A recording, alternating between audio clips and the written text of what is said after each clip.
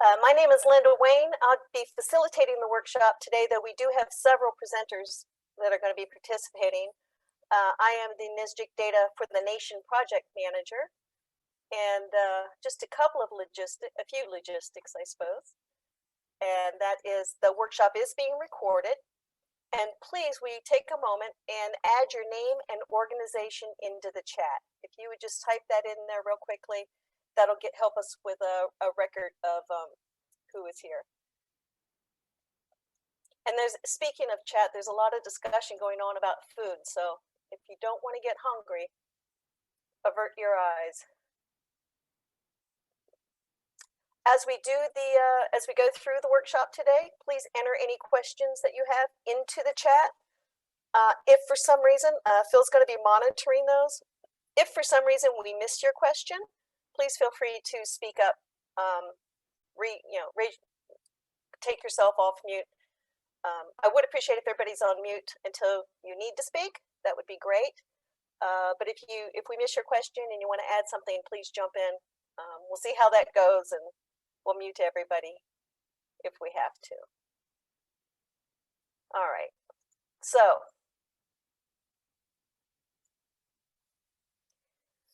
you know we have to do it, even though there's 53 of us on the line. We've got to do an icebreaker. So we're going to send you to menti.com. Most of you have done this before. You can either go in a browser window or on your phone. And we're going to give you the code in just a second, but I did want to thank both Emily and Jamie. Emily set the Menti, the various surveys and discussion questions. She set those up for us, and Jamie is kind enough to be operating the Menti today. So with that said, I will, Jamie should be able to share now.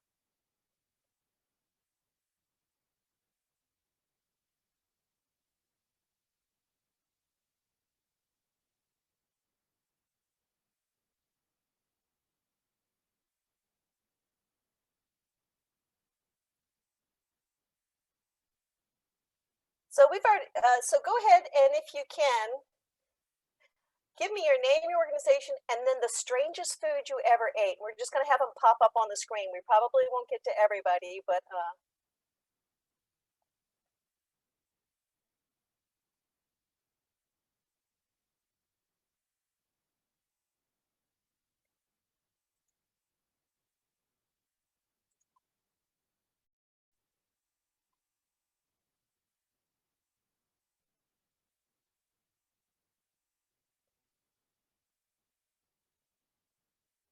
oh, these are good.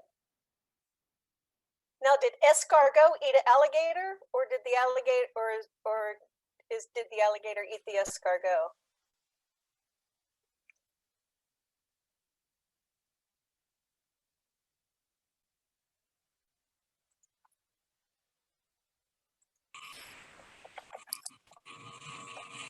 It was a tie, Linda. It was a tie?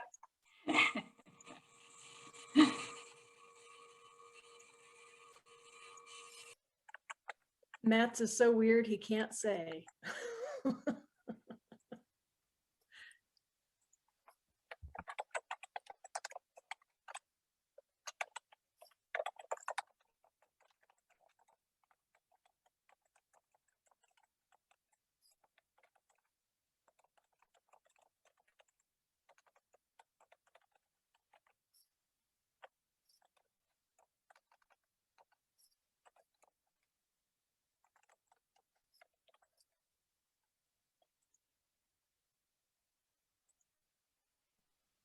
Well, I was getting hungry before, but now I'm not so sure. I should have warned you.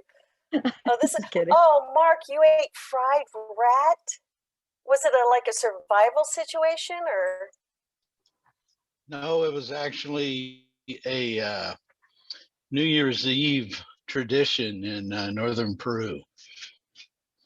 Oh, wow. Rest of the year, they just boil them.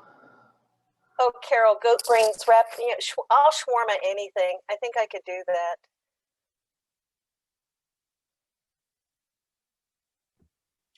So when I was an exchange student in Hong Kong, my roommate's favorite food was deep fried chicken feet. We would have those, she would have them all the time.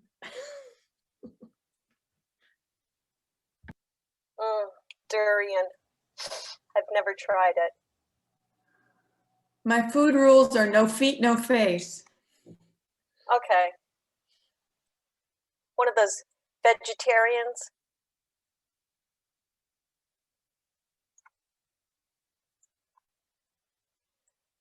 Okay, this is great. Thank you, guys.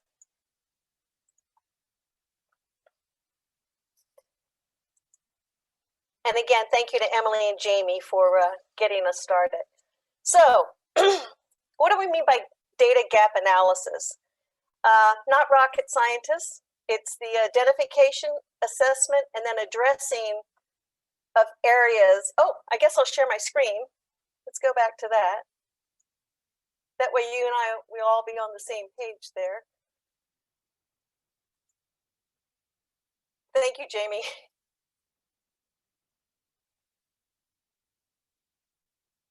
Okay, so data gap analysis is the identification, assessment, and addressing of areas with no coverage for a specific data theme. And it enables you to develop site-specific strategies for completing data coverage. As part of the 3DEP for the Nation project, most of you are aware that we've kind of been dealing with data at the state level. You know, oh, I've got this whole state, and here's, you know, trying to get my state covered, trying to get my state. But gap analysis gives us the opportunity to drill down. And I really like this approach where we're basically we're looking at the current state. What is the desired state? Of course, that's, you know, 100% coverage. What's the gap between the two states, and then how do we mitigate? So again, this is where we get to start focusing on site-specific strategies for completing our data coverage. So why 3DEP gap analysis in particular? Well, most of you are aware that the National 3DEP program has the objective of 3DEP QL2 plus national coverage or in progress by 2023. But things just don't end there. In addition, there needs to be a plan for the continued maintenance of a national elevation data set after 2023. So we've really got to start, get our head in the game and figure out, once we get coverage, what's the next step? And when you look at this map, you can look and say, oh yeah, look, I don't really need it much. I've just got a couple of white spots, you know. At least I'm not in Nevada, right? But really, sometimes it's the smallest areas that can present the biggest challenge in getting coverage. And sometimes large gaps may be addressed by a single solution. As most of us know, there's a lot of federal lands in the West, and a lot of federal partnerships can happen. So again, it doesn't necessarily, just because you only have a few spots in your state doesn't mean that you won't benefit from the gap analysis.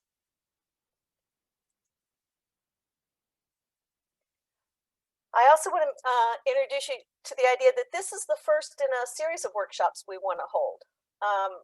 We'd like to do a series of 2-hour workshops in alternating months. So we're doing this sort of overview workshop, or this introductory workshop, in February, and then we'd like to follow up in April and June.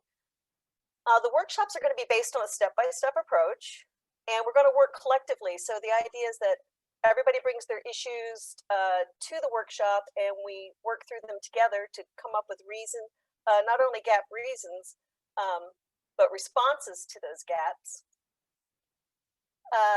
There will be intermittent activities between workshops, and we're going to need your content for the next workshop. So we are asking that that you do participate in the series as a whole, if you are able to, and if it makes sense for you. But this is going to be a continuing effort.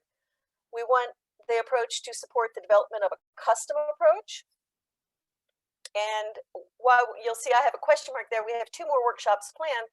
But the idea is that perhaps there's a 3rd workshop. We'd like at some point, depending on what happens, we're being very flexible with this group, what happens with the approach, that there may be a showcase of plans of actions that we may want to share with the broader NSGIC community, or possibly even at the NSGIC annual meeting. So our next workshop, which we don't have, will be in April at some point, is going to really focus on the gap analysis process. And that's going to be focusing on identifying the gaps and beginning to develop, assess the reasons for the gaps.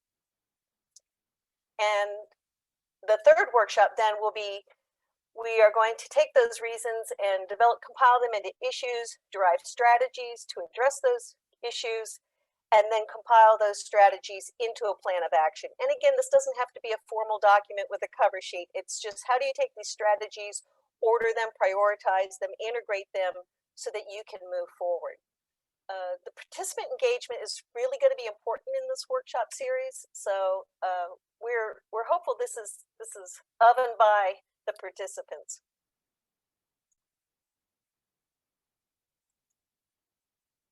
And to kick us off, Abby Gleason with the Washington Department of Natural Resources is going to tell us about the work that they've done in Washington State on an elevation, not specific to 3DEP, but an elevation data gap analysis. Abby, you should be able to share your screen now. Okay. All right, can everyone hear me? Yes, thank you. Okay, great. Thank you. Thanks for the great introduction, Linda.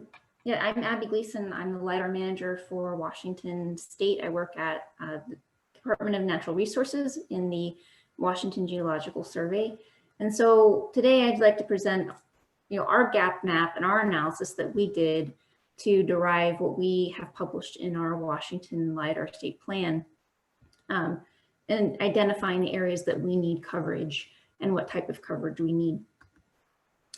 So for today, I'm going to go over our current coverage and then the gap map in Washington State and look at kind of those two side by side.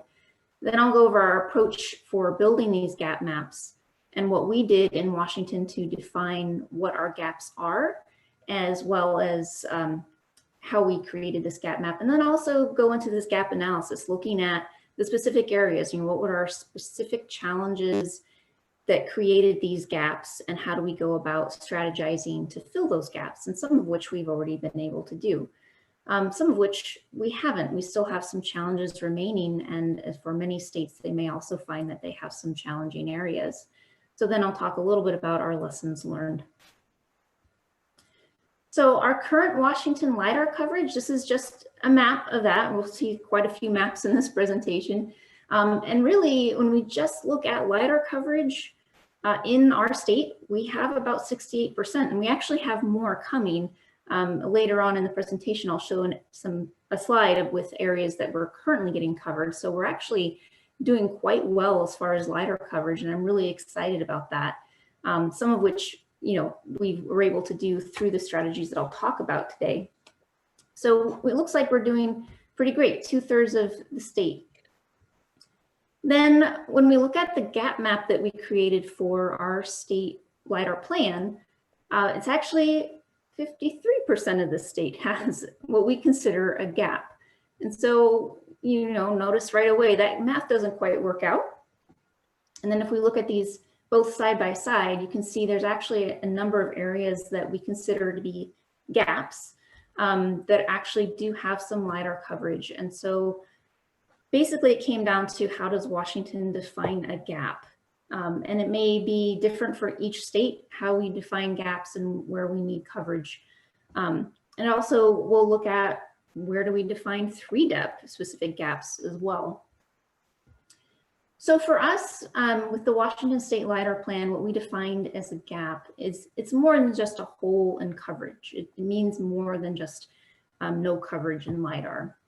For Washington, a gap represents an area where either there is no data, so that's a true data gap for LiDAR, or it's not of sufficient quality to meet our state standards. And so, as I mentioned, each state's going to have their own considerations about what this means for them. And to go into some of the reason about why some coverage may not meet the standard, here's an example that we had from LiDAR data set in 2003. You're on the left side of the screen. And this is in one of our most populous counties over one of our most important highways in the state. And this is the LiDAR coverage we had in 2003 We've learned quite a bit about how to collect in Washington since then. And we had a lot of these, what we call tinning artifacts, where there's a lot of interpolation. We just couldn't get through the dense vegetation in Washington. And so what we had now, starting in 2015, Washington state law actually mandates LiDAR coverage, that we go and collect LiDAR coverage, but we also have to, in this state law mandate, update deficient coverage. And so that meant areas like this, that we had LiDAR data, but it was deficient in some way. We didn't have good enough high quality data to meet the needs of our stakeholders. So for example, in 2016, for certain portions of this county, we were able to recollect and get a much better data set that was able to give the representation of this area that people needed for various, transportation and landslide hazard work.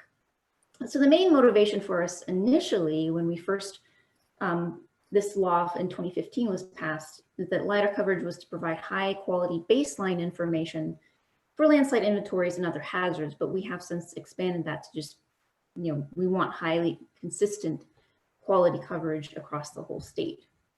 So this provides some of the background and motivation for why we have defined what we need and the type of quality data that we're looking for, and why, therefore, we have some gaps still in the state. So then we kind of go into the approach. Well, once we kind of had defined, what does that look like for our state? What is the state law mandate? We wanted to initially review what historical data we had. And we really wanted to look at what geologists needed to have, because that was part of the main motivation, the original law. And also we found that if it's good enough for a geologist, generally it's going to be good enough for a lot of other applications. So once we had looked at that and talked to our geologists, we also wanted to query our stakeholders, and we have a great group of stakeholders in Washington across the state to also understand their requirements. Well, what we defined with our geologists, is that really going to meet everybody's standards? So this graphic is just a representation of what we did. We ran a survey for our stakeholders and we asked various questions. This particular one was, what amount of vertical error at the 95% confidence level would you like to see in your data set? And that gave us some definitive sideboards and limitations to what our stakeholders really needed. We also did initially wonder about environmental differences across the state. I'll touch on that later. And we definitely considered the USGS specifications. And then when we put all that together, for the state, we decided, okay, we don't want to consider data that's anything more than 10 years old as being part of our high quality baseline. 10 years kind of came out of how frequently we thought we could refresh data. We also needed to recognize that there are some areas that need more frequent coverage than other areas. For example, this image here on the right is a landslide area that we have a lot of landslides in this state, and there's a lot of change and things that can impact rivers and the environment. So certain areas need more coverage more frequently. We also wanted to look at quality level 1 from our stakeholders and what they were telling us about the types of data they needed and the accuracies they needed. We realized that quality level 1 satisfies the requirements for hazards work, surveying, engineering projects, and it also helps complete a consistent baseline across the state, because we certainly had the QL1 requirement for certain portions of the state where the environment required that, and extending that across the state really helps us get a consistent baseline for everybody and all of our stakeholders.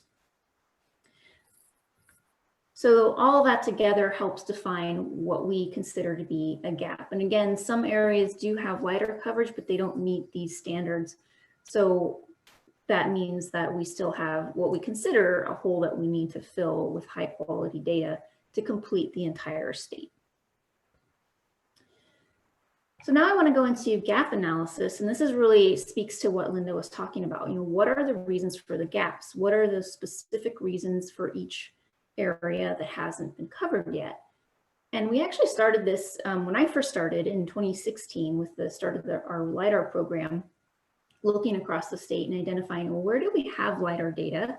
And we actually had quite a bit of LiDAR data from between 1996 and 2015. A lot of areas had actually gotten covered, but you can see, you know, specifically there was a lot of coverage. We called the Puget Sound area around Seattle and the populated regions of our state. Maybe not so much in other places. So right there, we can start identifying, you know, why are there some gaps there, you know, and once we identified those gaps, what strategies can we use to fill those gaps? So when we started reviewing this in 2016 in preparation for a statewide LiDAR effort and campaign. So now I'll go into more detail for the gap analysis for Washington. And we looked at a lot of those areas where we had gaps, and we realized that we do have a lot of federal land ownership in the state. This image is a map that depicts all the different federal land ownerships that we have in the state. And particularly, you know, our Cascade region, our mountainous region, we have a lot of US Forest Service land. We have 3 really big national parks. We have, you know, forested lands across the state over to the northeast and a bit to the southeast. And so this was a little bit of a challenge for us, because as a state organization, can we really collect over federal land? We also have a lot of private land ownership in Washington state. This comes from timber companies where they actually may have had LiDAR data before, but they didn't necessarily want to share that with a public institution. Or we have some tribal nations in our state where they had some concerns about collection over their areas, and they're valid concerns about cultural resources. So some of our strategies for working on these areas, once we've identified them, we definitely work with our federal agencies to coordinate LiDAR collections and partner in 3D projects. And we've had a lot of great success, and I've been so happy to work with our federal partners. Particularly the US Forest Service had started a LiDAR campaign about the same time our program started. And so we've really been able to start to coordinate with them, and where are they flying, where are we going to be flying. We've also reached out to private land ownerships to become partners. We've actually worked with some of our private timber companies to be a part of our 3D collections. So just as an example of this, in this particular area, the Olympic National Forest areas, we worked with the US Forest Service to identify where our collection project was going to be, and then where they wanted to work. And so we actually had kind of a collaboration where we filled the gaps of each other. The orange area is actually one of the areas where they, in 2017, the US Forest Service collected data, and then we planned our collection around that, so it would be fairly seamless and at about the same time for collection. So a couple other reasons for gaps in Washington: we have a lot of rural areas. You know, a lot of our population is centered around the Puget Sound, where this Seattle, I'm in Olympia, which is the capital. It's just at the bottom of the sound. And a lot of the population lives around the water areas. This area is also quite heavily forested. So we had a lot of different environmental considerations as well. So areas with low populations, as you know, many know, there's not as much funding there, not as much tax base and whatnot, and maybe not as much motivation to go after that high quality terrain data on their own, like on a local regions or government's own. So and then our environment also played a very interesting dynamic for LiDAR collection. In the West, on the west side of the Cascades, we have a really beautiful, lush forest environment, which makes it very, very difficult actually to view and see the ground. And so we actually needed LiDAR in order to see a lot of our landforms, our landslides, faults. We discovered a number of faults using LiDAR data. And that's why LiDAR data has been incredibly popular here in Washington for such a long time, is because it gives us that great understanding of what our topography is under the canopy of our forests. And so there's a lot of heavy intensive interest in LiDAR in Western Washington, When we move over to Eastern Washington, it's this gorgeous open volcanic actually area, this basin, the Columbia Basin, that is open and you can see everything for in quite a ways. It's quite a large area. So it wasn't necessarily thought that it was needed as much in this area. There wasn't as much emphasis put on collecting in Eastern Washington because of that. We also have a lot of dynamic topography in Washington, and I guess I just really couldn't help myself. I had to put in an image like this. This is the Stewart Range and the Enchantments along the Cascades. And some of this dynamic topography actually creates a little bit of a challenge for us, and that it's just quite expensive to collect. There is a lot more dynamic planning you have to do when you're working in a very highly topographic area. And so while we've been working on collecting across the state, there have been a few places where the topography's given us some pause and we're like, oh, that might be a bit of a challenge. It might be fairly expensive. This area in particular actually just got collected with our current project that's being processed right now. So I'm pretty excited to see what this is going to look like in the LiDAR data. So what were our strategies for these different reasons for our gaps?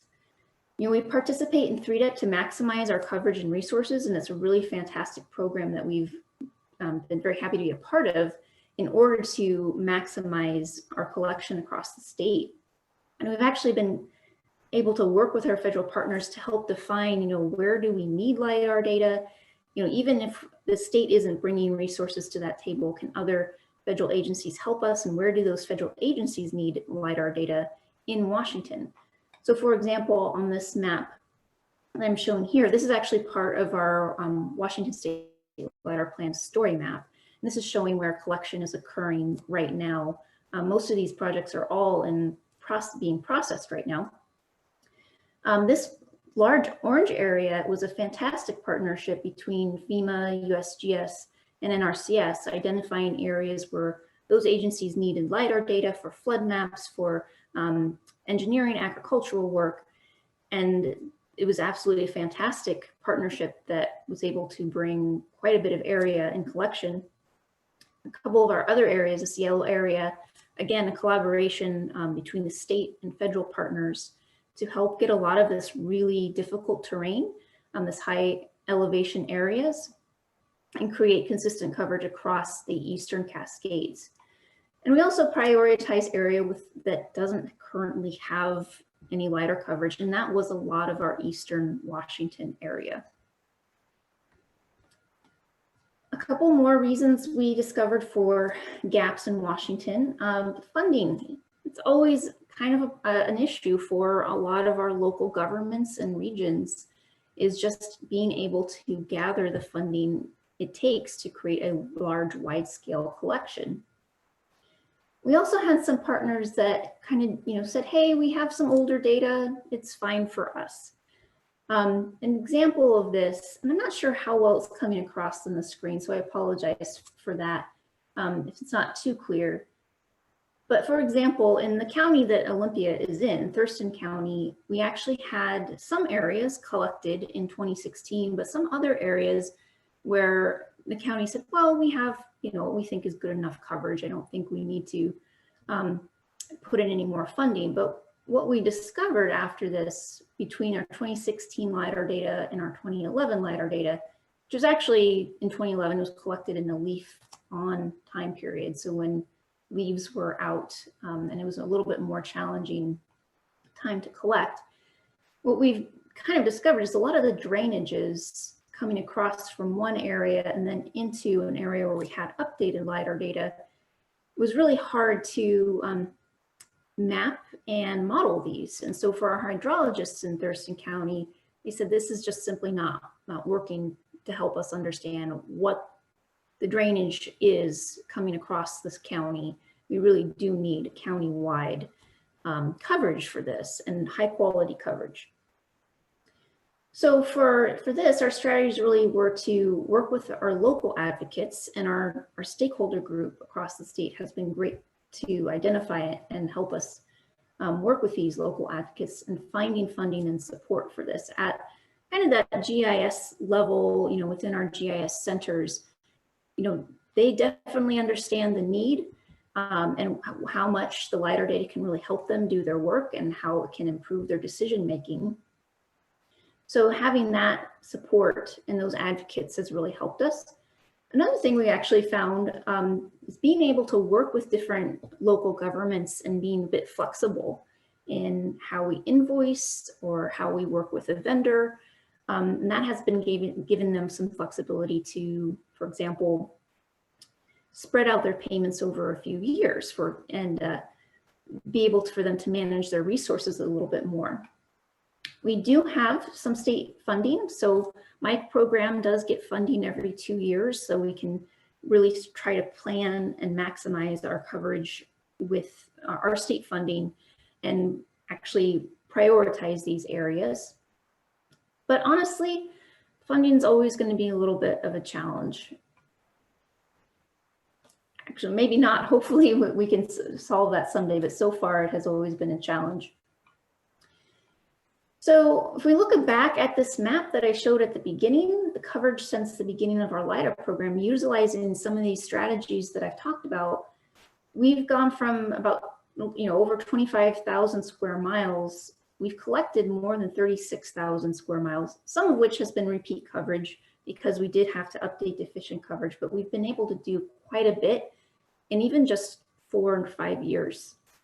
We achieved this through our legislative funding we get for our program, the 3DEP grants and other grant opportunities, partnership with our local governments, and we also gathered LiDAR data from other agencies or groups, conservancy agencies.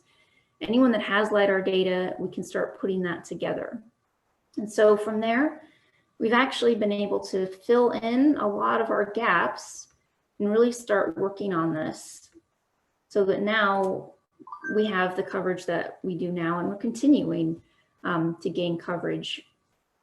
So my original estimate for full coverage was actually nearly 30 years. I'm actually really hoping that in reality we'll be closer to 10. So this workshop really is about also looking at the 3DEP gap map. I haven't really talked about that too much yet. I've been focusing more on Washington's gaps that we've defined, but I also acknowledge the 3DEP gap map is hugely important for us. So this map here is where we have specifically 3DEP LiDAR coverage in the state. There is other LiDAR coverage that's shown in the 3DEP maps, but this is specific to the 3DEP program. So when we look at this map versus ours, it is pretty different. 3DEP requirements are a little bit different. They have, QL2, hydro flattening, and accuracy requirements. Generally the 8-year-old mark is more consistent with the 3DEP requirements. And so looking at that, the 3DEP gap map for our state looks more like this.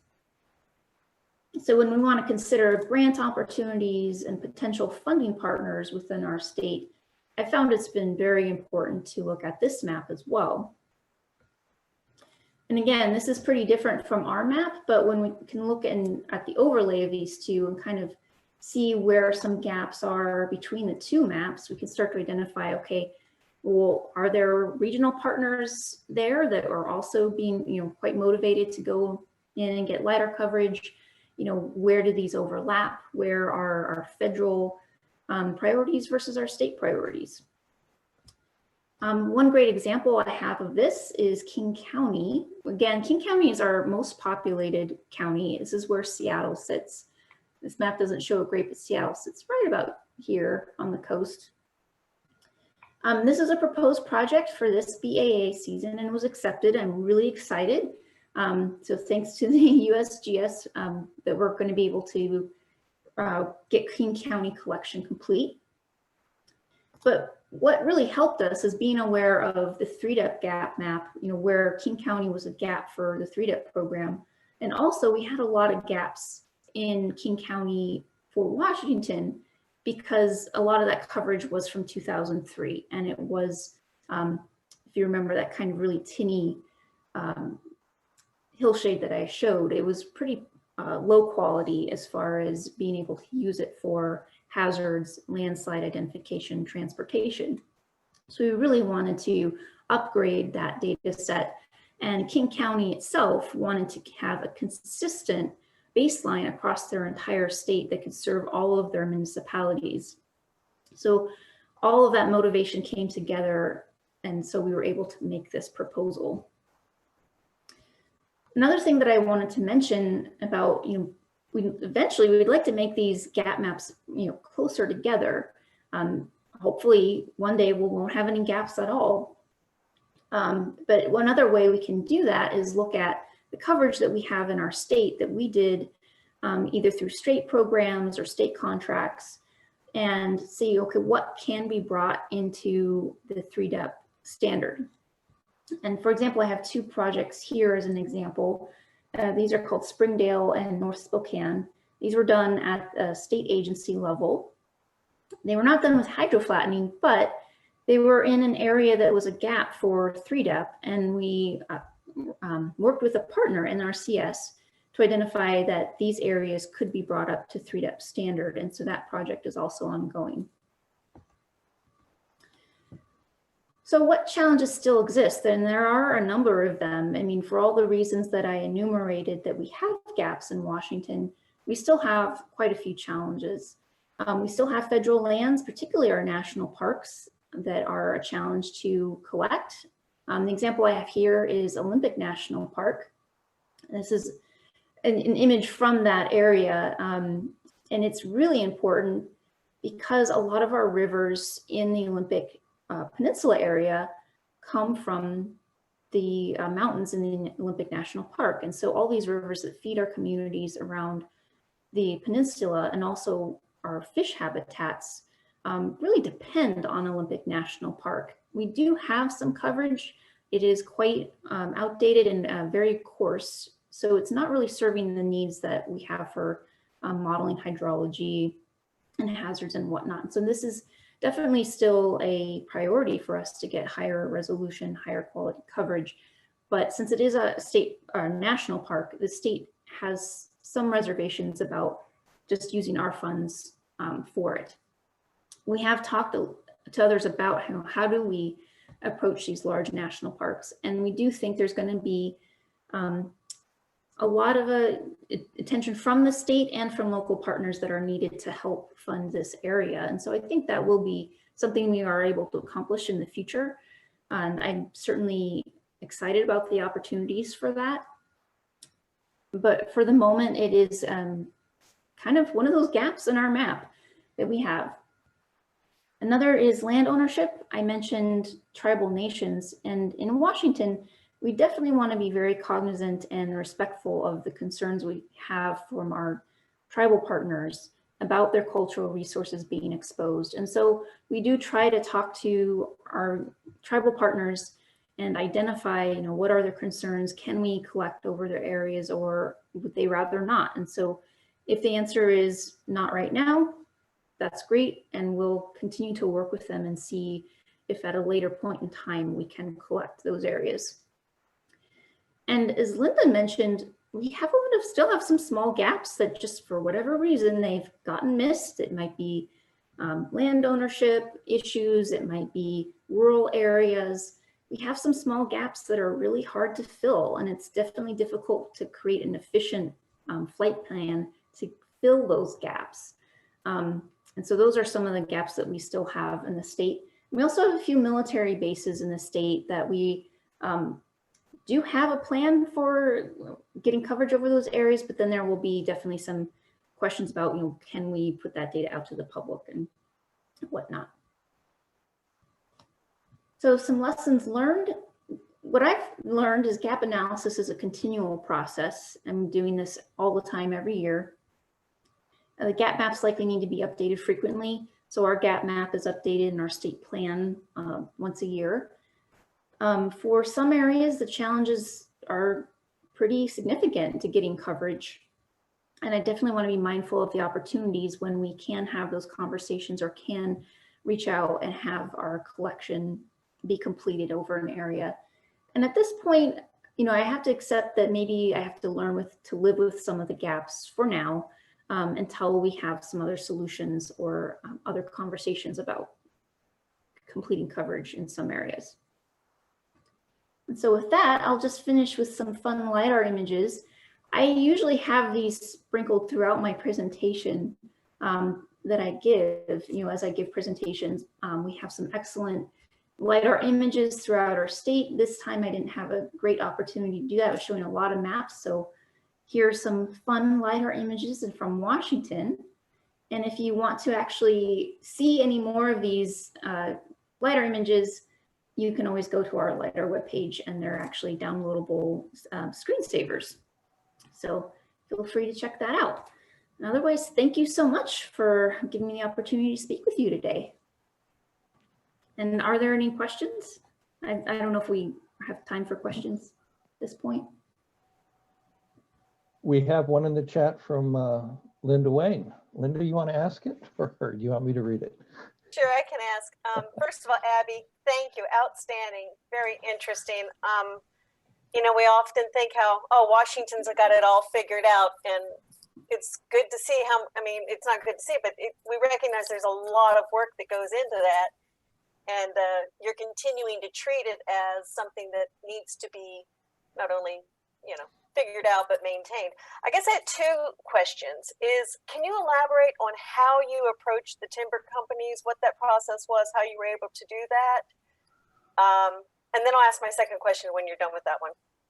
Sure. So with the timber companies, it kind of does matter between each timber company. I've gotten, you know, a whole wide range of answers from timber companies, some of which have just been, you know, great. You want to collect in our area. That's fantastic.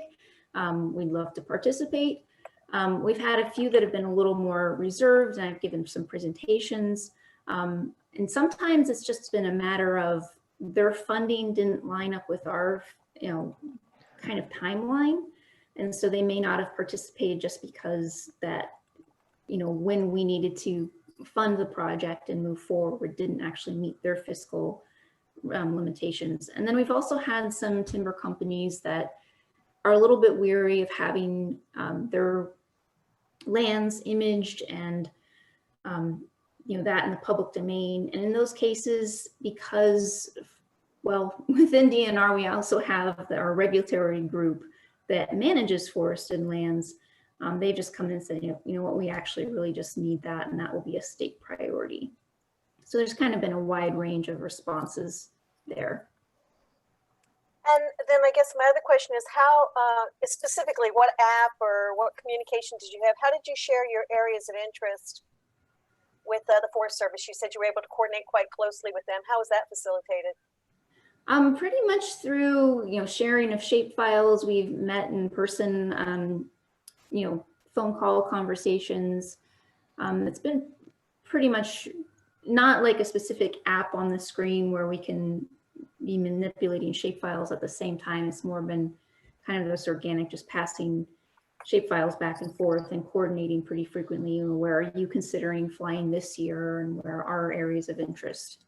And then kind of most recently, within the last 2 BAA cycles, the U.S. Forest Service has, you know, sent their areas of interest to me, and I said, yes, we want to fly in that area, and we've been able to incorporate that. And so they'll just be part of the BAA project with the state. Okay, other questions for Abby? I have a comment too. This is Joanne Markert from Washington as well.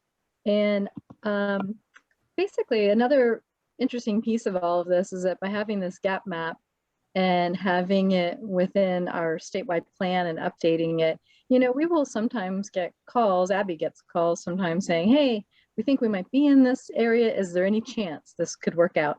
And sometimes it does or doesn't with some of our federal partners, NRCS, U.S. Forest Service, some of the others. But just by even having that available and someplace that's easy to access, people know how to get to it, I find like that has really stimulated a lot of conversation. And then everybody's kind of looking towards those gaps all together to try to figure out how we can fill them.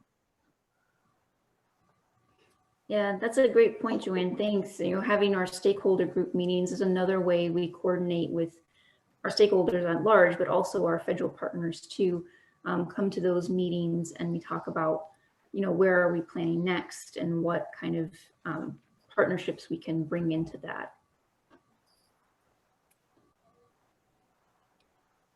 Very good. Any other questions for Abby? Yeah, Abby, this is Sue Budo. I'm just curious if you can speak to the initiative or the what brought about the legislative mandate in Washington for high quality LiDAR.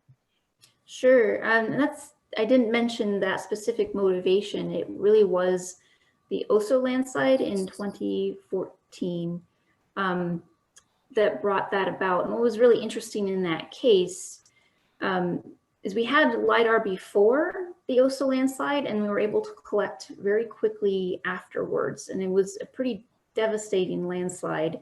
A number of people were killed, but also it blocked a river and created a lot of environmental impact. And so there was a huge realization at that moment that the LiDAR actually was able to help with the recovery efforts and the decision making and planning after that point. And so from that standpoint, using LiDAR data to understand and really map, inventory landslide hazards, but then also other geologic hazards was the motivation for that. After the legislative funding was granted, we also wanted to be able to expand that, use our legislative funding for covering hazards in Washington, but then also being able to bring that partnership in Washington to cover the other areas and also take advantage of the grant opportunities to expand coverage for the state.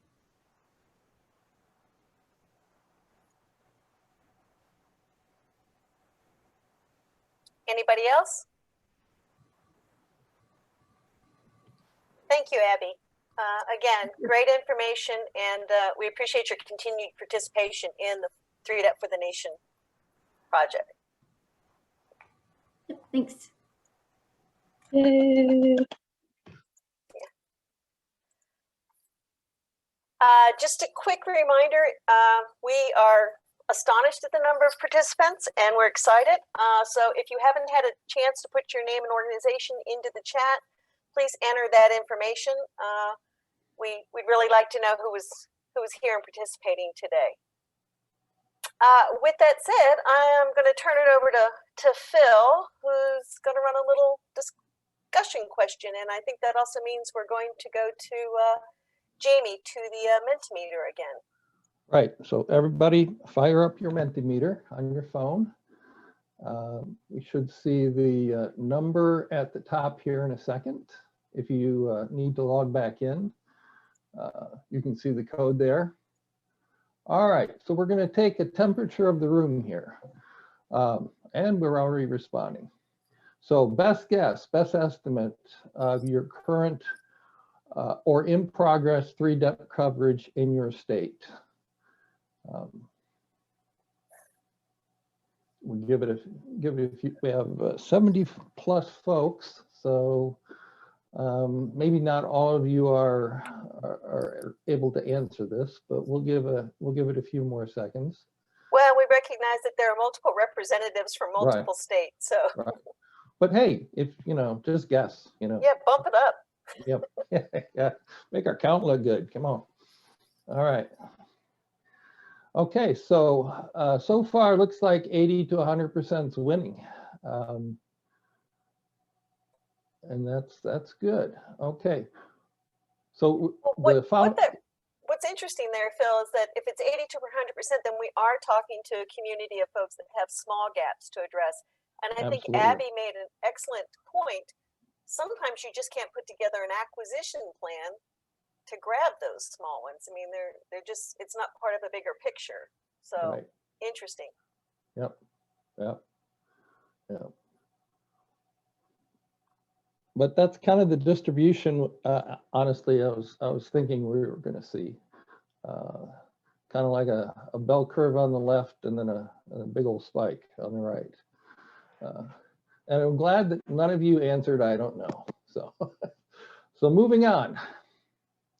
Next question.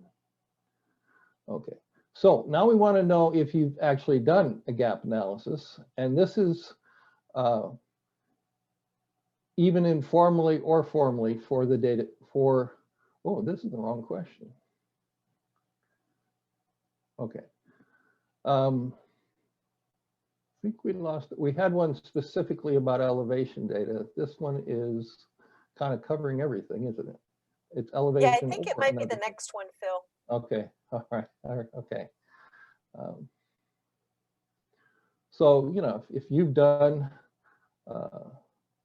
a gap analysis for street center lines and point addresses, you've gone through a process, I guess, is what we're looking for here. And it looks like maybe just under half of you have. So that's, oh no, more than half. Yeah. All right, give it a few more seconds.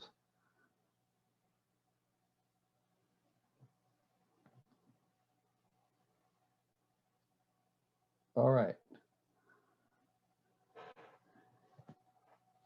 So the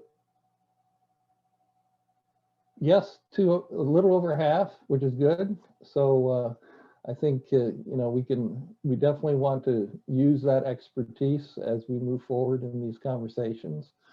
So let's move on to the next question.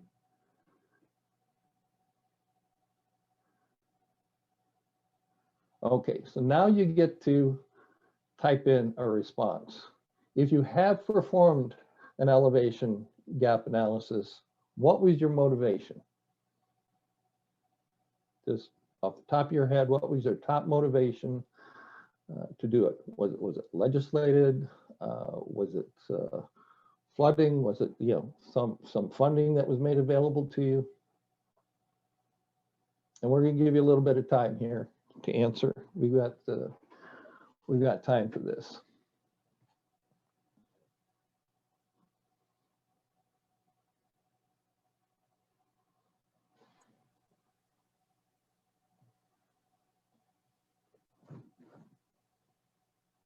It looks like one of them said because you made them do it, Phil.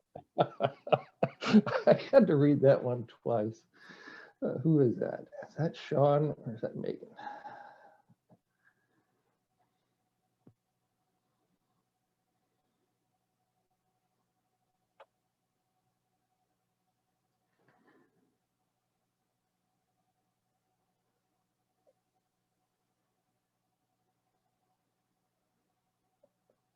All right, so keep typing them in.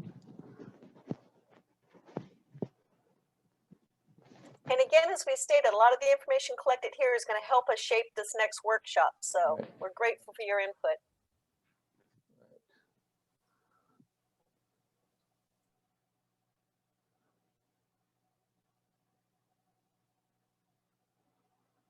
Yeah, these are great. These are great.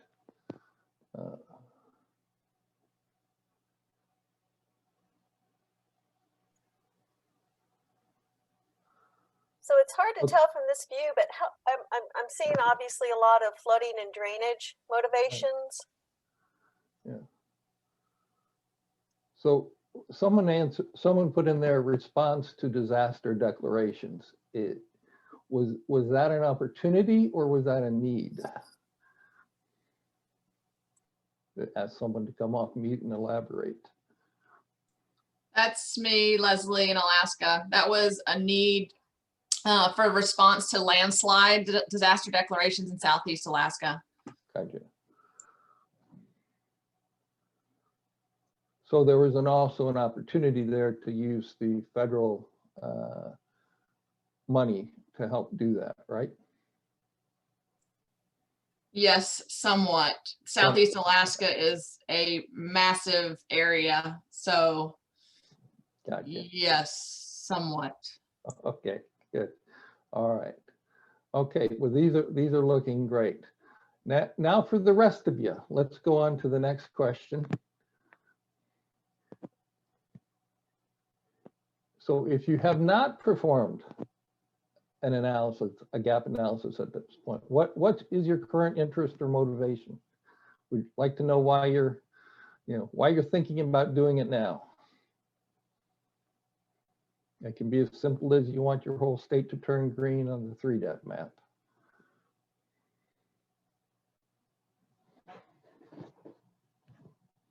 NA.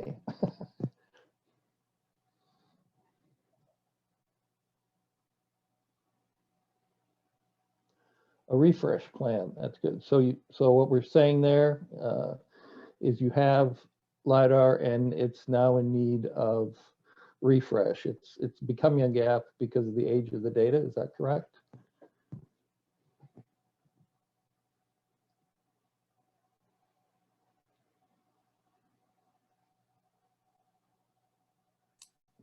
Phil, that was mine. This is Shayna. It's easier to speak than type, sorry. Yeah, well, that's great. Yeah, so Illinois is about 2 years ago, we laid out a 4-year plan and we've gotten a lot of funding. So we've got 1 more year, more like 6 months before that, before we actually hit statewide QL2 or better data. So we need to figure out what's next. Do our partners care about an 8-year window versus higher priority areas like certain floodplains or certain municipalities? So I've got 1 more big, easy project, and then I need to figure out what comes next. It starts to get harder. I see needs QL1, need to refresh. So that's not necessarily a 3-depth gap, but that is a in your state gap, correct?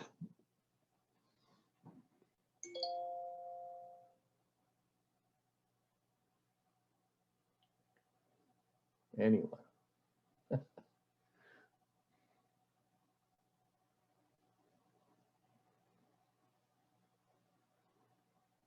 gonna put Sue on the spot here real quick.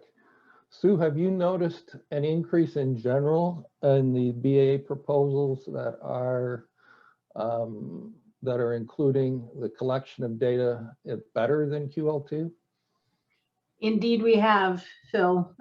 We can see a lot of the states where there is gap in coverage, state plans that include a requirement for QL1 data, and in some instances where counties, for instance, are opting to buy up to even QL0, I think particularly in some urban areas. So we are definitely seeing a trend there. I don't want to prognosticate, but I would suspect that as we go into more refresh planning, that we'll see that trend continue. Yeah. I'm definitely getting a feel from our conversations through this group that that's kind of a trend. It's funny what high quality data does. When maybe back in the day, people, oh, QL3 is fine, and Well, it's just like orthoimagery, it was a Yeah. meter and a half a meter, then a foot, then 6 inches. Now everybody wants 3 inches. Indeed. Yeah. All right. Well, I think we've got some great responses here, Linda. So appreciate everybody's input, and we're going to have lots of opportunity here in the next sessions to expand on these points and help you solve the problems. And I think Washington is just a great example of an ongoing legacy project almost for you guys in your gap analysis. So well done. So back to you, Linda. Did we lose Linda? Oh, I'm still here. Thank you, Phil. Let me go ahead and share. Okay. You haven't gotten rid of me yet. All right, I know this is dangerous. I'm so excited the number of folks we have on the phone, but we are going to take a movement break. Go refresh, stretch. I know it's only 2 hours, but still, I know Frank and I have been drinking tankards of tea. But why don't we, it's 3:03, if we can be back here at 3:06. We've got an activity coming up. Joanne's going to be leading us. I think you're going to enjoy it. And so please be back here at 3:06. Well, I think you can go ahead, Joanne. I mean, it's pretty apparent and the instructions are on the slide. So if we do have some folks that didn't get back in time, I think they'll be able to figure it out. Why don't you, let me introduce Joanne Markert with the Washington State, she is the Washington State GIS coordinator and of course our NSGIC representative in the state of Washington. Joanne, thanks for doing this.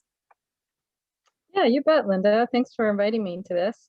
And of course, actually, I always like hearing Abby's presentations and thinking about what we're doing with 3DEP in Washington. And you know what? We all still have these gaps. And so this exercise is really about trying to capture what are the reasons for the gaps in your states. So you heard why we have some gaps in Washington and some fairly large ones. And so what we'd like to do is use sort of this, we're trying to replicate that post-it type of activity we would have done in person with dots and asterisks and stuff like that. So basically the link to this slide is in the chat. And so you can go into it. And what we'd like you to do is to go ahead and grab a post-it note from the slide and just start typing why you have gaps. And then what we're going to be looking for are commonalities. And then we're going to ask you guys to talk about them. And then the other thing is that if you see one that resonates with you, you don't need to do it twice. Just go ahead and put an asterisk in that particular post-it note, okay? And there should be plenty of post-it notes. Go ahead and pick whichever one you'd like to start with. Doesn't have to be in order.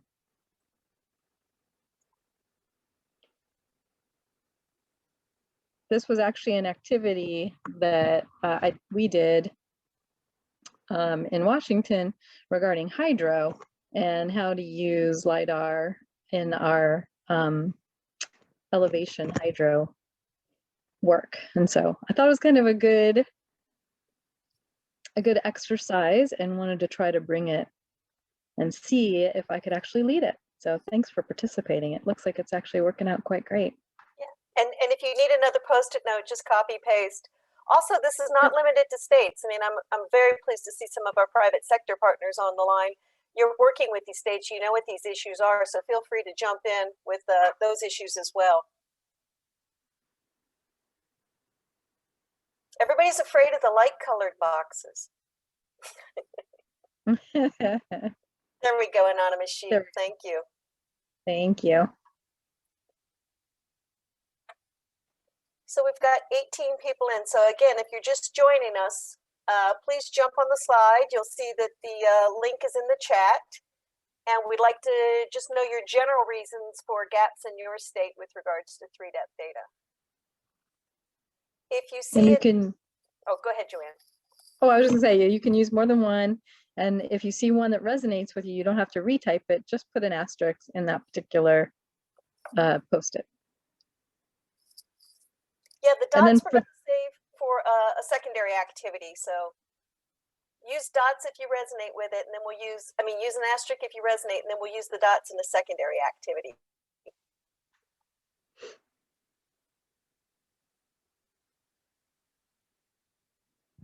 Somebody wrote aging out. Oh, okay. And now they've erased it. Never mind.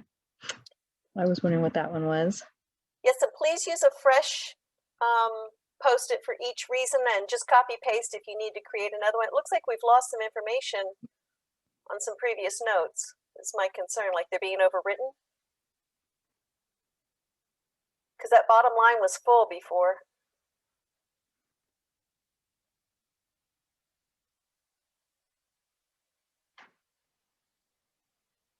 Certainly look like we have quite a lot of federal partner challenges, funding. Okay, so go ahead. We have quite a few asterisks on funding, that's for sure. And then federal lands has got a couple of asterisks. So now I don't know exactly who did which one, but basically just kind of some clarifications perhaps. You know, who did the changing quality needs? And maybe you could describe that just a little bit. That was me, that's Frank. Yep, that was Frank. So what do you mean by the changing quality needs? Well, Like from QL3 to as QL1 or? yeah, and really on the consumption side, as people use the elevation data, they find the limits and they want to make a more and more realistic representation or more fine-grained analysis. And so use is always going to drive refinement.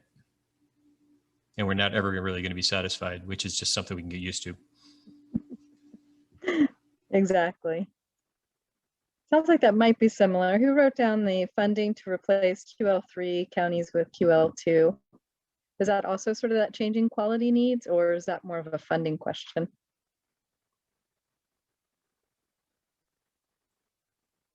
That was Shayna. Same kind of comment as Phil's last thing before the break. We hit statewide LiDAR coverage in 2019, but it's a mix of counties with QL3 and QL2 or better. Okay. And I'll add that we started our collections very early, so much of the early stuff was just collected at QL3. So, as you age out in 8 years, you update it. Yeah, and I'm seeing that out here too, the aging out of the greater than 8 years old. Certainly we have some of that in Washington as well. We've been really looking at our refresh rates as well, hoping that we can capture some of our areas, some of our gap areas through refresh as well. Refresh Yeah, in of Illinois the area. right now we've got projects refreshing 2008 through about 2011, and then we'll have a big chunk from 2012 at QL3. So the second part of this exercise, and I think some of you guys have already done it, which is great, but to use those dots, you move a circle to the one that is most significant to you. So this is where we're trying to, simulate when we walked around with the big sheets of paper and put dots on it. So let's go ahead and take a few more minutes and make sure you put one on there. So this one, it's fine to have lots of them on there because we are trying to figure out sort of what are the highest priorities, how can we categorize some of these challenges, and then really ultimately trying to come up with strategies.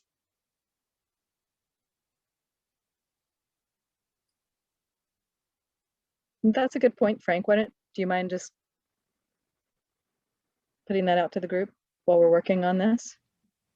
Yeah, About sure. spatial It and sounded a temporal? little more poetic than I expected it to, but spatial and temporal resolution are connected. The larger the scale, the quicker it goes stale. Right, because the more fine-grained, the smaller changes you're capturing with higher quality, those are more susceptible to easier change. Yep, absolutely. Well, I definitely think we've got a few patterns here. I would say the one that says dollars and funding, I'm going to probably group those. And so I think probably those two post-it notes have the most asterisks and dots. And then that changing quality needs, that seems to be a big one. And then we have the primarily funding and stakeholder gaps at this point. Who had that one? Because that one also has 3. I'm trying to decide if that's mainly about the funding and kind of what some of those stakeholder gaps look like. I put that one up, Joanne. This is Dan Ross from Minnesota. I put it up because the more engagement you get, the more funding you get, the more. So it's not just about the funding, it's bringing the right people to the table to get the support that you need to carry the program forward. Can I ask the land ownership considerations? Could that person elaborate for a moment? That was me, and that's about, partially it's the tribal lands and also, some of our private timber companies and other private lands that maybe it didn't work out when we tried to coordinate the first time. Okay, so private and sensitive lands. Mm-hmm. I'm not even going to ask who put the federal government note on there.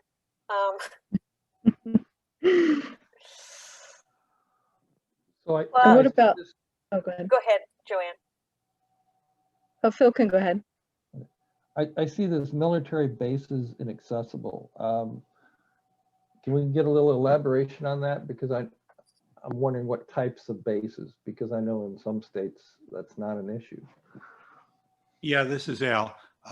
We've in Florida, we've been having trouble, extreme trouble over probably the past 10 years, getting coverage over some of the Air Force bases in the Western Panhandle. As a matter of fact, we have never been able to image Eglin.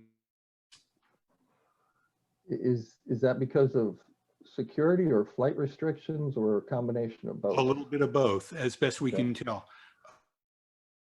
Talk to just about everybody and their brother.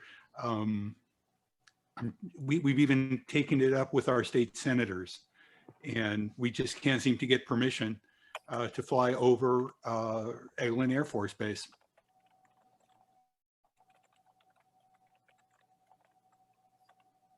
So this is Sue. I'll chime in there as a Nevadan, and the what's kind of colloquially termed the Nevada test site, or the Nevada National Security Site, will very likely have the same issue. And with 3DEP coverage, we've sort of started talking about these areas that, you know, are likely never to get coverage, and are identifying them as, for all intents and purposes, covered, because just like Eglin, are likely not to get permissions for coverage in certain areas. Yeah, and we have several of those in Washington as well. Mm-hmm. Or they may have it, but then it's just not able to be shared. Right, that's a good point. We have that scenario as well. Are those areas covered by the NED currently, the lower resolution elevation data, or are they just never been covered? I have to defer to Abby. Abby, do you have any information on whether or not we have it at more of that 30-meter DEM coverage? Yeah, it is covered at the 30-meter DEM. And we, you know, as you mentioned, Joanne, some of those bases are covered, but they're not allowed to be public. But in certain cases, you know, speaking with them, you know, if a researcher or whatnot needs that data, they can talk to that base privately and actually get some access to that. So it's not completely that it, you know, no one will ever be able to get access to it, but it's that they don't necessarily want us as a public institution to be putting that out. Well, and part of the problem that we have as well in Washington State, and I think everybody has maybe different rules about it, but we have a very strong public disclosure and Freedom of Information Act type of rules. So if it kind of goes on state servers, it's potentially disclosable. And so even, you know, so we have to set up certain precautions to allow us to be able to use it. Like Abby said, we can get it, but part of the issue too is that we just have to work within our own public disclosure rules, and that can sometimes cause complications with the sharing of data. And so they don't always want to give it to us, because then it's sort of this unknown. Like we could say that we don't want to or don't intend to, but we may not be able to guarantee it because, you know, that might go against state law. So Joanne, we have go ahead. A couple of questions in the chat I want to, we could follow up on. Mark Yakuchi, you asked about moving forward with the changes to the spec. You want to?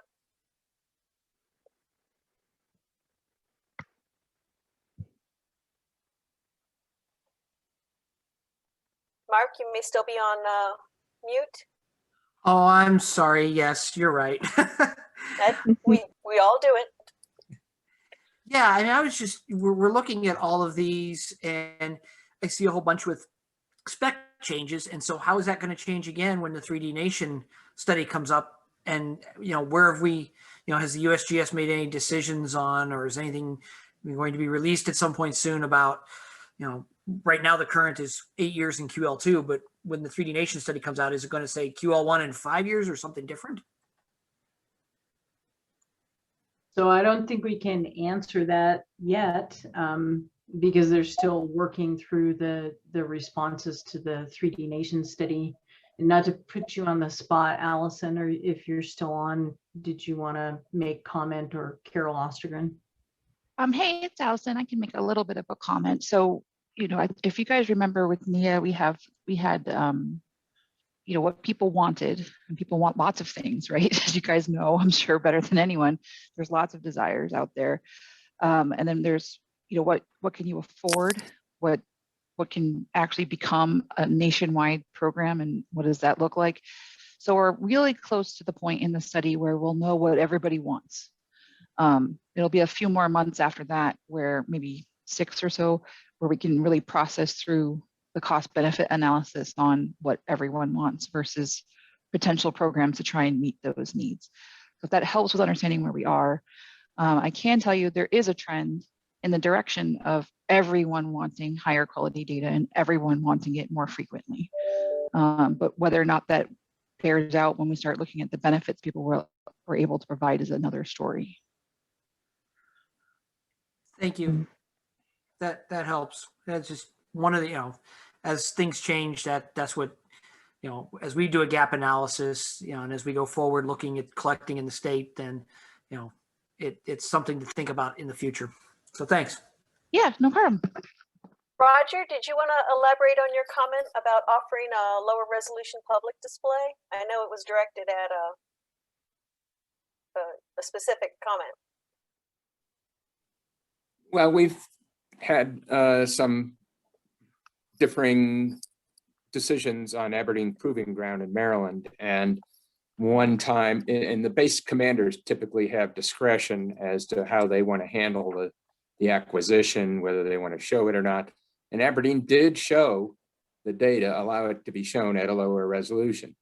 So that allows the state to show the data. It's just protects the military interest at the same time. So it's a negotiation ploy, and some people will be okay with it and others won't.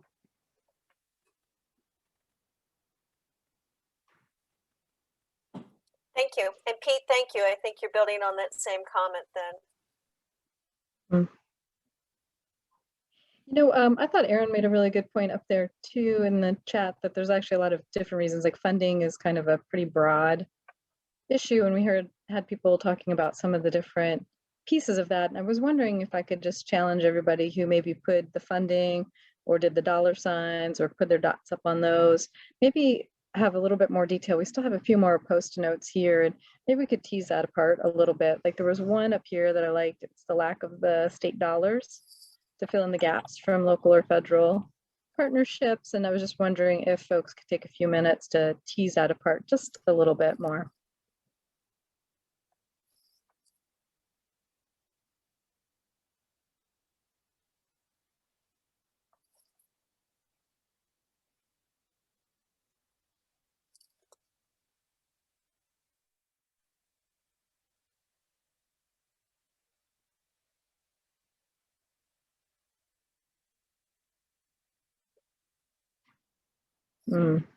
So actually there is a fair amount of commonality, it looks like.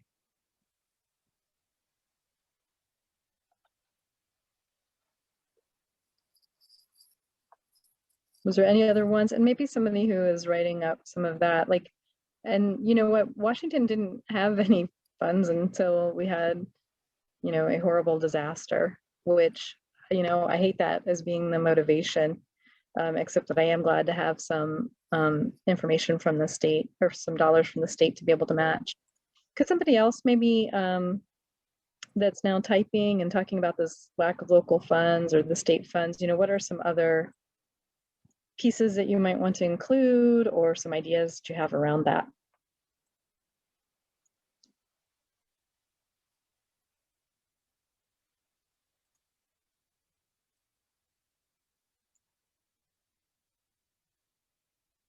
Or give an example. So no state dollars to use to facilitate collaborative projects. Whose was that one?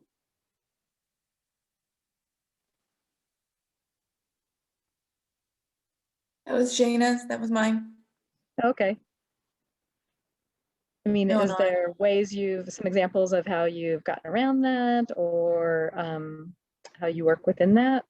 Well, we do our best, but we used to have them, and it would Oh. certainly bring more partners in because we could give a better deal. We could say, you know, here's a direct savings if you do this, and then we'd be able to push our state standards a little more easily too. So it was just I see. a good starting point.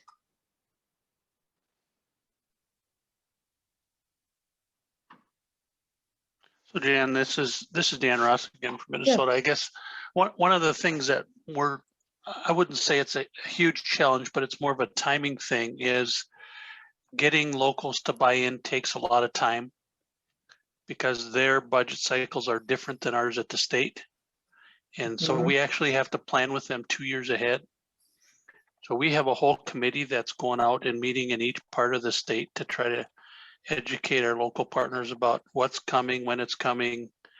It might be something for others to think about, is that because they don't seem to be on the same budget cycle as us, we need to educate them early because they have to go to commissions and boards to try to arrange that funding a year ahead of time. Yeah, at least a year ahead of time. Yep. I know Abby has some examples about that. We had one county that was so interested in wanting to do it, but it was so hard for them to convince their commissioners to pay for it. And then they also had some requirements that they had to spend the money within 1 calendar year. And so that's how we had to become a little bit more creative about invoicing and things like that to help bring them on board. And we did finally bring them on board this year. And actually, that was one of the first things that people wanted in our plan, was that they wanted some marketing materials to be able to take and convince the need for LiDAR. So part of our state plan was to talk about how you can use it and maybe provide some examples that our more reluctant counties would be able to latch onto. Anybody else? Frank, did you want to add in, or was there somebody else about to talk? Oh, I just wanted to add, Joanne, that's partially with the great use of the story map. We actually have 2 story maps, one that just shows like the use of LiDAR and geologic applications, and then the state LiDAR plan. But a lot of people I've talked to from local municipalities have looked at that and said, this is great. Now I can take this and go to my board of commissioners. So it has been a good resource for us. Yeah. I think having, marketing materials that can go to your legislators is also really important. At least in our state, getting the legislators to understand what LiDAR is, the uses of LiDAR, and really getting them to understand, because legislators change every couple of years. It's like you're repeating yourself over and over again. So having a good set of marketing materials that maybe could come out of NSGIC probably would help if they're written to support a legislature. Simple, straightforward, and focus on values and benefits. So 3D Nation study goes a long ways towards that. And the other thing to tap into along those same lines, I don't know if it's in every state, but in New York, we have kind of an orientation session that happens for all the new elected officials, legislature, getting in on that.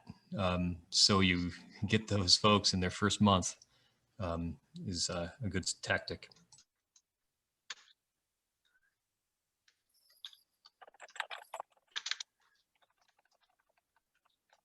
Leslie Jones, did you want to talk about some of your observations, some of the things that you had written in the chat? I think I kind of lost them in the chat. Oh, I think someone translated it to a little sticky there, but yeah, I think with us, I'm often the point of contact for if someone is, trying to organize a LiDAR collect. And then we get onto the land ownership map and we look at what opportunities there are for collaboration. And then often I'm the person to try to reach out to all of the different departments across the state, different agencies. And there's rarely any bite to get state funds to go towards that. So, that typically means that where there's success in getting local and federal and other collaborations to fund these collections, A lack of state funds often means that we have gaps with state land. And then we also just miss these opportunities for coordination because, you know, from a state perspective, it does just take such a long time to get movement and buy-in on that. Yeah, and to have all the money at the right time, right? So Yeah. if you convince the locals to do it, then maybe the state doesn't have it, or because of the cycles, and then vice versa. We've certainly had that happen in Washington. Yeah, we are going to try to move towards some sort of interactive prioritization of collections and a way to collaborate more effectively. So we will be sort of brainstorming on some sort of online and interactive way for agencies and organizations to work together to try to, you know, leverage funding and whatnot. Yeah, absolutely. It does take a lot of coordination, that's for sure. And I'm a little surprised though about the state lands thing. And actually I've seen that, I think, in a couple of these post notes too, because actually in Washington, you know, sometimes it was our state lands, our forested areas that were willing to pay for some of the LiDAR. And sometimes we tap into them for a little bit of additional funding, or at least for us to help figure out where the priority areas are, because the Department of Natural Resources actually has a strong business need, not just on the geology and natural hazard sides, but actually for a lot of our forested land and timber operations that are on state property. So I don't know if that happens in any of the other states, but I am a little surprised that there isn't some funding from that type of a resource, at least in maybe some of our Western states. We definitely see that in Southeast Alaska, where there is a timber industry, but that doesn't exist for a timber industry doesn't exist in most of Alaska. So that's not a good funding source for us. But I mean, definitely I see like the Forest Service, you know, they're pretty flush with, they have more funds in Southeast to put towards project specific LiDAR collects.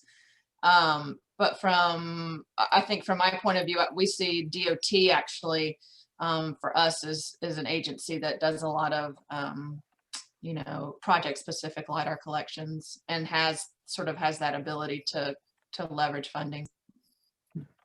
Now, you know, our DOT does as well, but they capture pretty tight to the roadway. Is that an issue for up there? And does that create weird gaps? Yeah, I mean, gap. Yeah, most of the state is a gap for us. So yeah. Yeah, I mean, we love having DOT at the table with us, and they're great to work with. Love it, and they want really high quality stuff, but they want, you know, about 50 feet off the roadway or something fairly small, and it's just kind of like, some weird stripes. All right. Well, thank you very much. I appreciate it. Joanne, she brought us the activity as well as facilitated the discussion. And we're going to save this information and use it again, as I said, for shaping up our next workshop. Thanks again, Joanne. Yeah, my pleasure. So you guys have worked so hard. It is time for a little fun. That's right, people. It's 3DEP trivia with our own Sue Buto, the USGS 3DEP acquisition lead. Thank you, Linda. You guys gave me the fun part. I appreciate it. You guys do all the work and I get the fun, which is super exciting. So I think you guys all know the drill by now. You'll go to menti.com and your code should be popping up here shortly. There it is. So if you enter the code, there we go. Oh, you guys, I didn't see this before. You have all kinds of great. Volcanoes and goats. It doesn't get better than that, right? It certainly does. Who's eating penguin? That's maybe the question. Okay, so which of the following is not a 3DEP based data product? You guys can see the answers here: the point cloud, topographic contours, DEM, or geospatial metadata.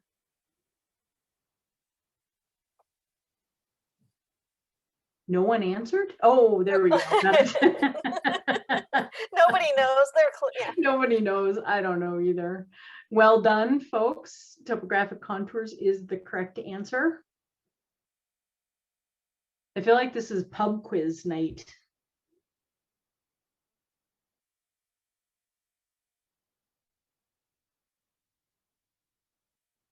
The 3-DEP program was developed in response to which of the following? You guys can read the answers. Hurricane Katrina, the 3D Nation study, the NIA study, or the NRCS digital elevation assessment. Well done. You guys are on fire.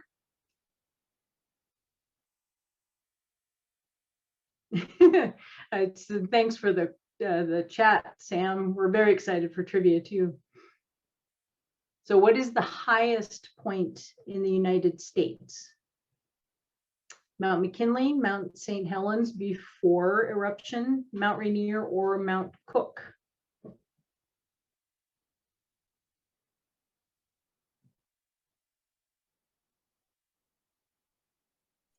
Well done, folks. I'll confess this one threw me at first when I first read it because I was thinking conterminous US. But Alaska wins the day.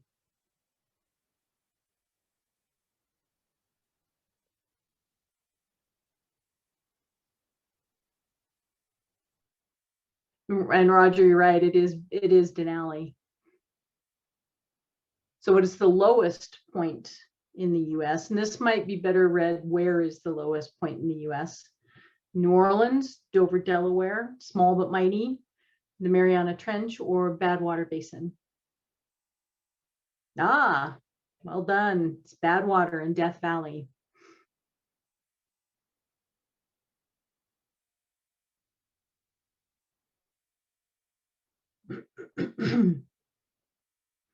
And the percentage of the nation that has available or in progress elevation data that meets 3-DEP specification at the end of fiscal year 2020. So October 1 of 2020.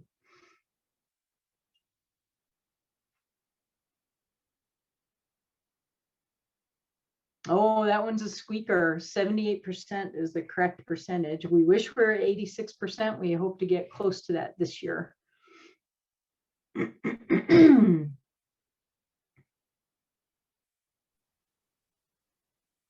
really need background music, Jamie. We got to figure out how to get Manti to. I'm used to playing Fibbage and having this great 60s easy listening in the background. Yeah, I'm visioning circus music, but so what's the email for help for the national map? Is it TNM help at USGS, map help, topo help, or Phil's dog, Bailey? Oh, well done. I like the votes for Phil's dog, Bailey. I suspect the dog probably knows quite a few of the answers to having lived with Phil.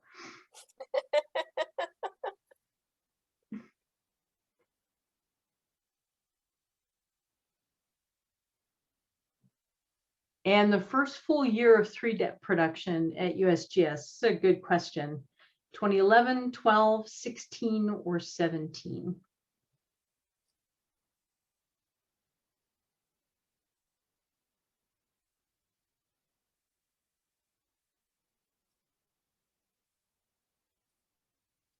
Well done. 2016 was the first full year.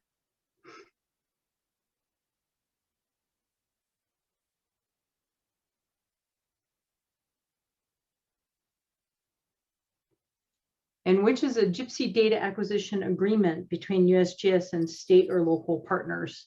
A FedLoco agreement, a JFA, a collaborative agreement, or an interagency agreement? I'm going to vote for FedLoco because it sounds like something you get at Del Taco. Well done. Many of you have been through the ringer with JFAs, so you know the answer to that.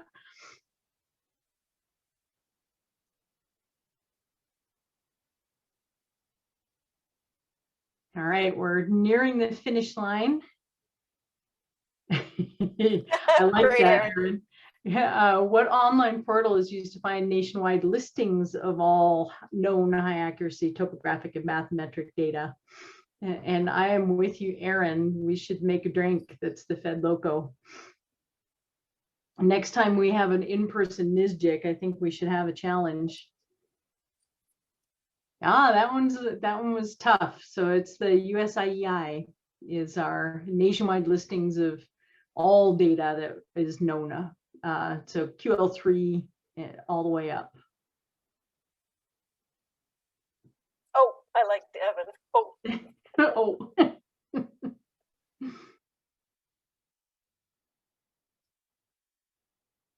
And a Bear DEM is included as a standard deliverable 3-dep product. True or false?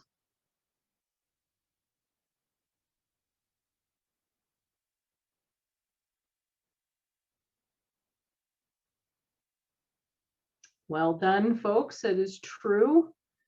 We call it internally a very odd name that we need to talk about the terminology for that. Okay, now for all the dollars, the final question.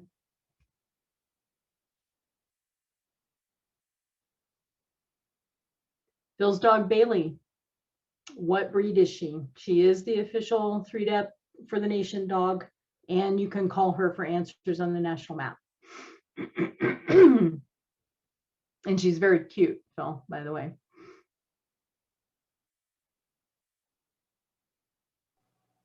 And she knows it. You know, I'm sure she does. Is it Bernie Doodle? Is that how you pronounce her breed? Yep. Yep. Is that Bernie's mountain dog and doodle?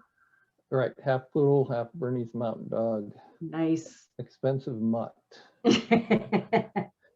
Excellent. Well, thank you guys. I hope that was fun. Do we have, oh, let's see. Who's the winner? Excellent. We have a tie. Well done, folks. Very good. AJ, is that USGS AJ? Do we have a ringer in the group? Maybe. All right, Sakura, you're the winner because this is I Claire. will totally allow that. This is Claire. I'm a ringer too. Oh my gosh, you guys, USGS were cheaters, but thank you guys all for participating, and really thank you for participating in the workshop. I think I will hand it back over to Linda.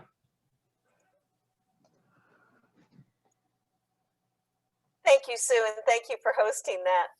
We appreciate it. And thank you to, again, to Jamie and to Emily for setting us up on those. So, Phil, do you want to talk about homework for the next workshop? Sure, a little bit of homework. And tying into our trivia, USIEI. I say that 5 times fast. What we want you to do is simply, using this resource, the USIEI inventory, review your state's 3-dep status.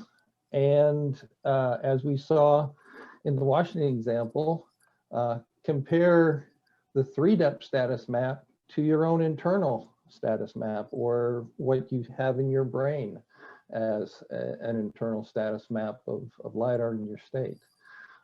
This is a great new user interface to USIEI, just got released earlier this month. We're going to post into the chat a link. Did you do that yet, Linda? Is that the link for the? Yeah, for this. Yeah. So we're going to post that in. The cool thing about this app, by the way, is the link I'm going to send you, or we're going to put in the chat, will zoom you right into the state of Washington, and it will look just like this. The neat thing is all you've got to do is go up into the search box here and change it to your state's name, and you will be able to see the exact same results, but in your geography. So the link we're actually posting to is, I posted on my NSGIC the other day, a little bit of instruction. So we're indirectly taking you there. I am having some difficulty. I can copy it, but I can't seem to. Let me see, Oh. try one more time. If not, I can try it.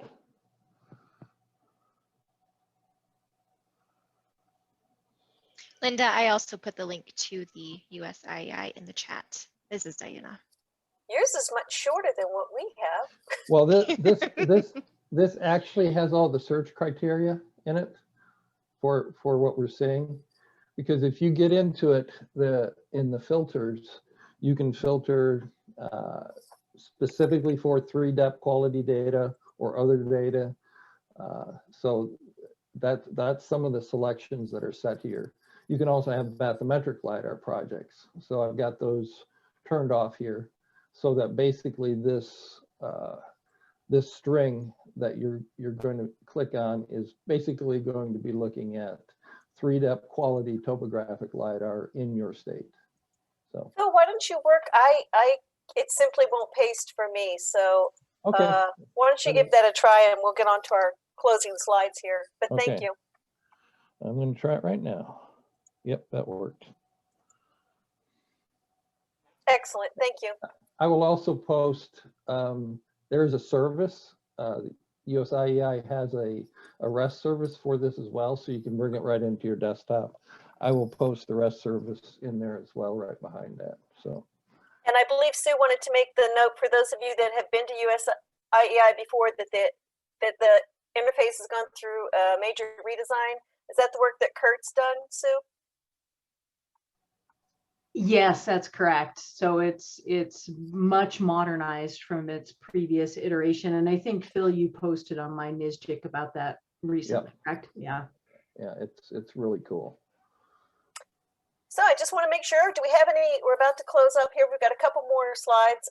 Any questions or comments? Anything somebody really wants to share that they didn't get an opportunity to get out there, or?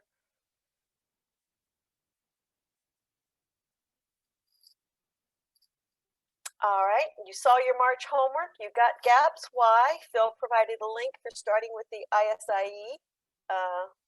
Thank you.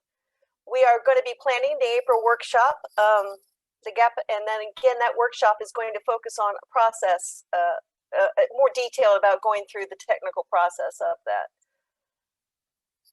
Some good news, 3-depth project news, that USGS has initiated option year 3. For those of you that are not familiar, this was a 1-year project with 4 option years. So we'll be moving into our 4th project year if all goes well. We want to thank the USGS team for that. That'll be an April 21 to 22 project year. So getting close, folks. Got to get some work done. Please join the MyNSGIC.3.up interest group if you're just interested in being kept abreast of activities going on. You know, things like the ISIE updates, the revisions and updates to the specs, other activities going on. If you are a state agency active in 3DEP and want to participate in the state team, please join the state team as well. We use these groups differently. The state team is specific to the work that we're doing, whereas the interest group is more about getting information out. This workshop was recorded and it will be published, and that's going to be announced via the 3DEP interest group, probably via the mid-year meeting as well. With that said, I would just like to thank you all for showing up today. We didn't know if we were going to have 5 people, or the joke was we didn't know if we'd have 5 or 50, and we had 72 participants at one point. So special hats off to Joanne for handling that activity with such a large crowd. She did a fantastic job. And again, thank you to the other speakers, Abby, Phil, as well as Emily and Jamie for their assistance.